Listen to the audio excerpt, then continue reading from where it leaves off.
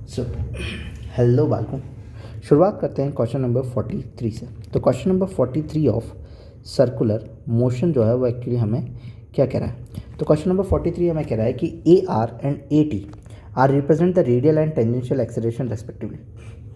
तो ये रहा अपना सर्कल और रेडियल है, तो रेडियल की तरफ अपना सेंट्रीपिटल होता है, ए आर से शो कर रहा है, ए आर से शो करता है, और टेंजेंशियल की तरफ ए टी होता है, ए टी शो कर रहे हैं, यही वेलोसिटी वेक्टर है तुम्हारा, और डिस्प्लेसमेंट वेक्टर भी इसी तरफ है। The motion of the particle will be uniform, circular motion.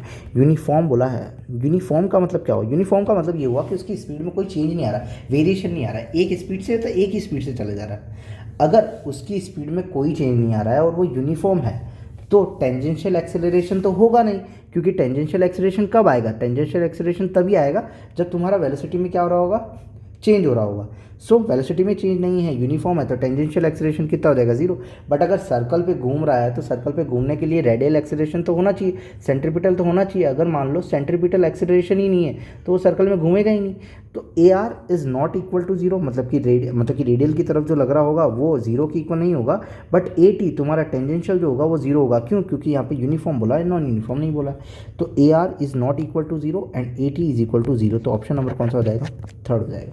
क्योंकि अगर ये बोलता है कि नॉन यूनिफॉर्म है या फिर स्पीड चेंज हो रही है तो अपन टेंजेंशियल एक्सेलरेशन कह देते, नहीं बोला है तो ए टी क्या हो गया? जीरो हो गया। बट सर्कल पे घूम रहा है तो भैया ए आर तो होना ही है, is not equal to zero हो जाएगा। So option number third. If you like then subscribe. Thank you.